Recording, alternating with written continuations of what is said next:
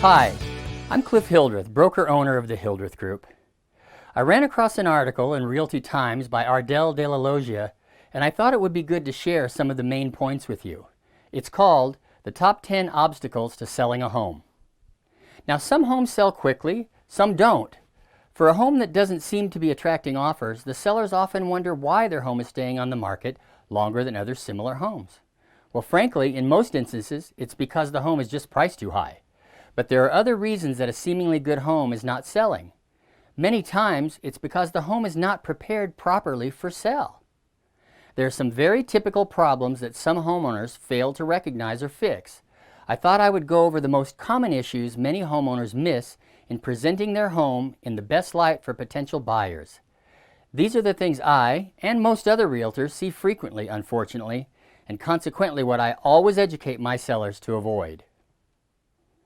For those of you who remember David Letterman, he always had his nightly top 10 list.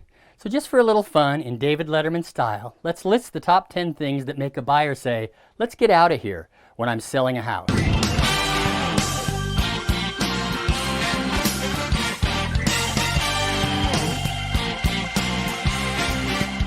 Number 10, dead bugs laying around.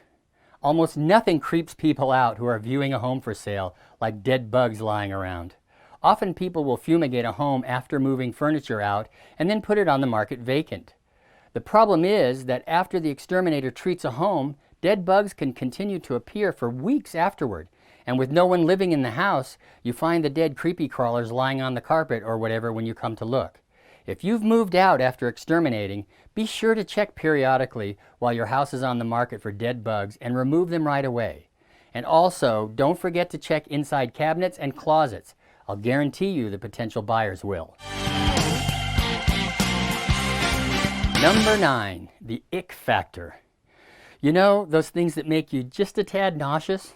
Like when you open the shower curtain and there's black gunk in the corners of the tub and along the caulk line, or in the grout spaces, or maybe even on the shower curtain itself?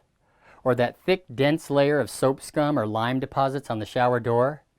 Maybe half-eaten food in a plate on the bedside table, or pet food bowls with dry, crusted food in them? You can always throw in dead bugs I mentioned in the previous issue, too. Things like the moldy grout and lime deposits need to be addressed before putting your home on the market. Other things like bugs, messes, and cleanliness issues need to be checked every day that your home may be seen by potential buyers. Number 8, major floor squeaks. If a potential buyer finds a squeak in the floor, especially if it's one of their children, they will rock back and forth and play it like an accordion the whole time they're there. Floor squeaks are off-putting to buyers, but the good news is they're usually pretty easily fixable.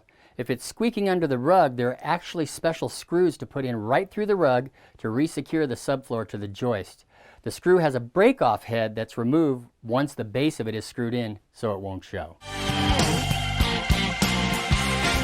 Number 7, basic cleanliness. Now this one might seem obvious, but as the saying goes, if I had a nickel for every time I've seen ... I would be a very wealthy man.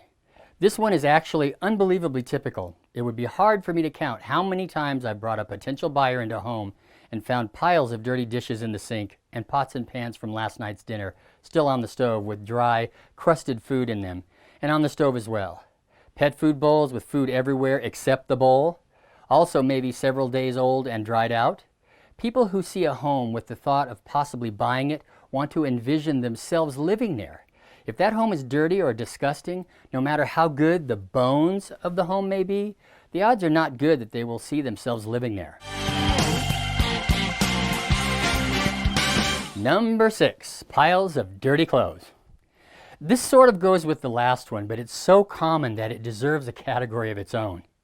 Pick up your dirty clothes. No one wants to come into a home and see dirty clothes lying on chairs, on beds, on floors, sometimes on the bathroom countertop where the toothbrushes are. Once someone sees your dirty underwear on the sink, they can't unsee that, and consequently may not be interested in buying your house. Number 5, the big dog barking. You ring the bell and no one answers except the dog. He's barking and growling on the other side of the door as if he's saying, "Do you feel lucky today?" If you've given realtors your permission to come to your home when you're not there, lock up your pets. Even if your dog is not dangerous, there's no way of a stranger coming to see your home knowing that. Also, it can avoid dogs or cats escaping when someone opens the door. Number 4, a dirty roof. Now, a lot of people don't think about this one. Huge piles of pine needles all over the roof, or big mounds of moss growing on the roof and getting into the gutters.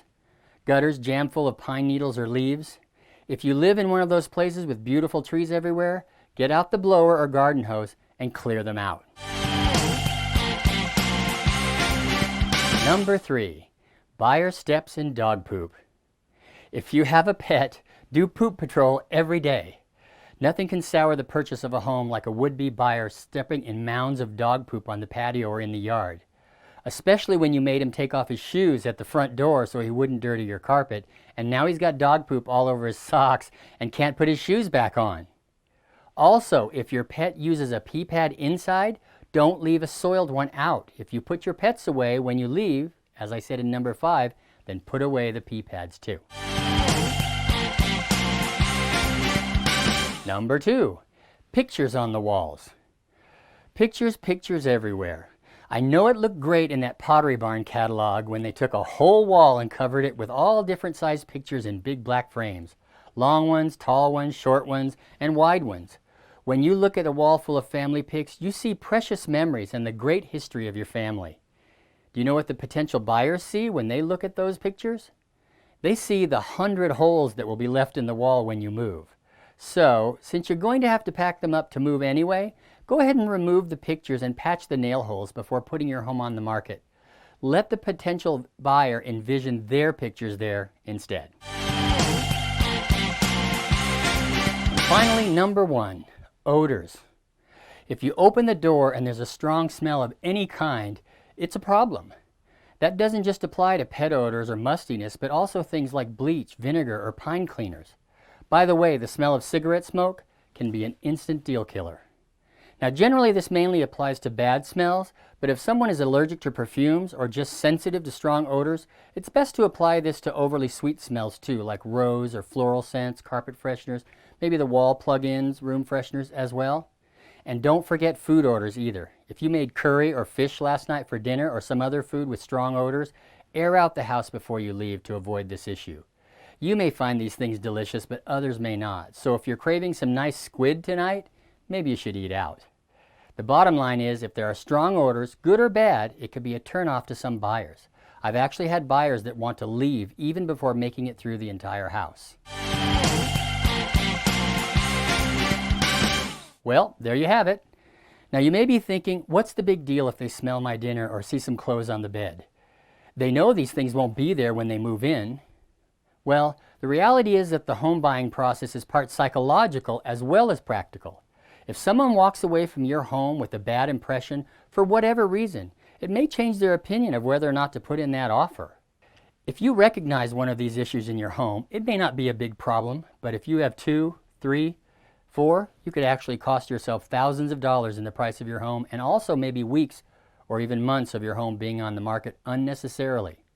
The other thing is that these issues cost very little or no money to fix. When you're ready to list your home, do a walkthrough as if you were a stranger seeing the home for the very first time. You might be surprised at what you notice. Just remember, all of these tips are designed for just one thing, to make your home more attractive so it will sell faster and maybe even for more money. So, I hope these tips help you to avoid this issue when you're ready to sell your home. Also, if you like my videos, please don't hesitate to subscribe to my YouTube channel by clicking on the subscribe button below. And if you click on the little bell next to the subscribe button, you'll receive a notification of any new videos I post. And of course, as always, please don't hesitate to call, text, or email me at the information below if you have any questions about this or any other real estate related subject. Even if you're not ready to buy or sell right now, I'm always happy to help in any way I can. So have a great day, and remember, together we can make it happen.